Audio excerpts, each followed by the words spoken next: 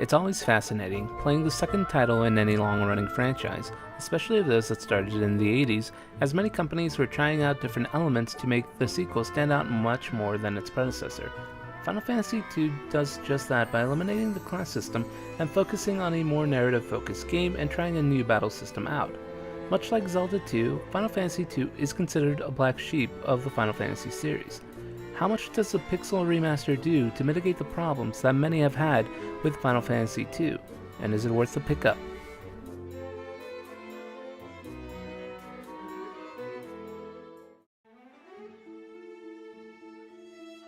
Final Fantasy II is a turn-based RPG similar to its predecessor. You pick your actions of attacking, defending, using items, etc., and the action plays out. Unlike the first Final Fantasy though, how you increase your stats has changed. To improve your stats in Final Fantasy II Pixel Remastered, you have to do actions a number of times to gain experience. For example, to increase your attack, you have to physically attack enemies, same with increasing a spell's power or your proficiency with certain weapons. Any action you take will help contribute to your stat growths, but be wary because if a battle ends before a character performs an action, say you kill all enemies in an encounter with one spell as your first action, then only that character will gain the experience for increasing their stat for that spell, while your other party members gain nothing.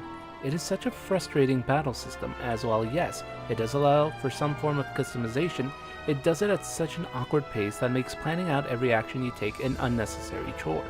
Add to the fact that after reaching a certain level with weapon proficiency or any other proficiency, you stop gaining any experience against weaker enemies, and have to grind out against much more powerful enemies to have any kind of significant growth.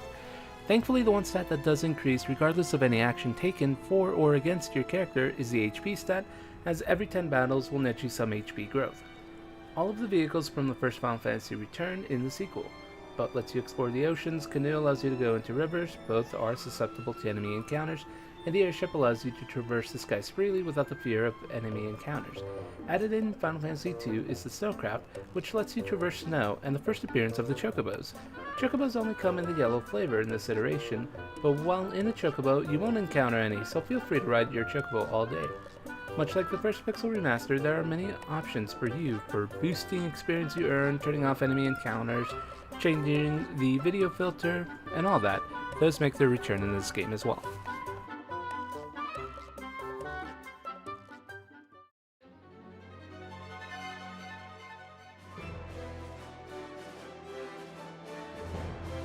Final Fantasy II offers a much more complex narrative than the first title. You take on the roles of Farion, Guy, and Maria, 3 orphans who fled from their home when the Empire of Palmacia attacked. They are rescued by a rebellious force called the Wild Rose. The Wild Rose is made up of remnants of various forces that had already been subdued by the Emperor. Once Farion, Guy, and Maria awaken from their injuries, they begin to assist the Wild Rose Rebellion. One of the first things players will notice about the narrative of Final Fantasy II is that the main characters are, well, named and have some character to them. Farion fulfills the headstrong protagonist role, wanting to prove himself after being defeated at the beginning of the game. Maria serves as a mediator for the group and is a bit more reserved, and Guy fulfills the role of gentle giant. Though their characters are fairly static throughout the game, it does feel nice to see their growth throughout, as many characters come in and out of the main party. To see the losses begin to take their toll on the main characters is a fresh of breath air. Many characters that would be mainstays in the Final Fantasy world are also introduced in the second installment. Cid and his close relations to airships is established here. Also established are the Dragoons, more specifically, Dragoons with the surname Highwind make their debut in the game. The story on its own is fine, with being the first title in the series to permanently kill off party members that join you. You never know who exactly is in line to join you on the next part of your journey. The Emperor himself is a fine villain. His presence is felt throughout, and he evokes a sense of fear in you, especially when you begin to learn how and what ways he's willing to go to conquer his world and establish his dominance.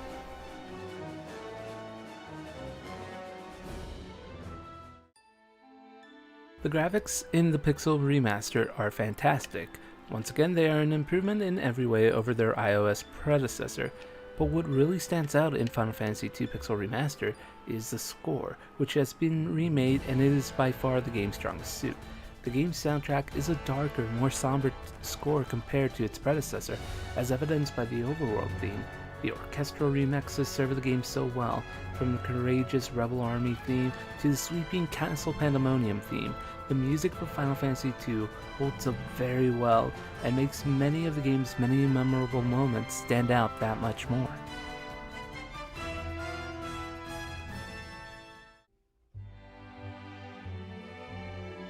Final Fantasy II Pixel Remaster has many issues that can prevent a player from enjoying their time in this game, the battle system being the chief among them.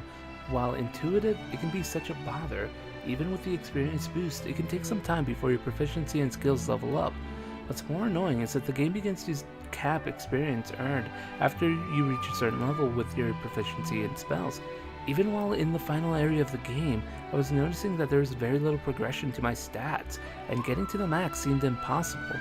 The game's narrative structure, unfortunately, leads to so much backtracking. Almost every time you achieve something or complete one area, you're returning to the starting town, and with the high number of encounters that the game throws at you, and you gaining very little experience from them, it can really start to wear you down. One of the bigger issues that the game also suffers from is the revolving door of guest party members. Many will join and leave your party, and once they leave, you notice an imbalance, as you may have leveled up one character to a certain level, but when they leave and a new character joins, that new character isn't even on par with you, they start from scratch. It wouldn't be a problem, but this is such a frequent occurrence in this game, it can be a bother.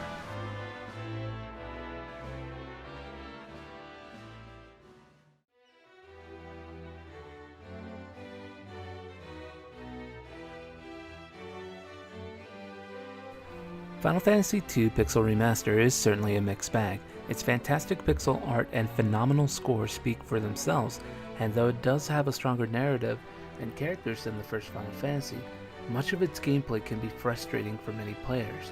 An odd battle system, constant cycling of characters, and a frustrating high number of encounters can really sour the game. The game is worth a look at if you bought the entirety of the collection, but be prepared for some frustration along the way.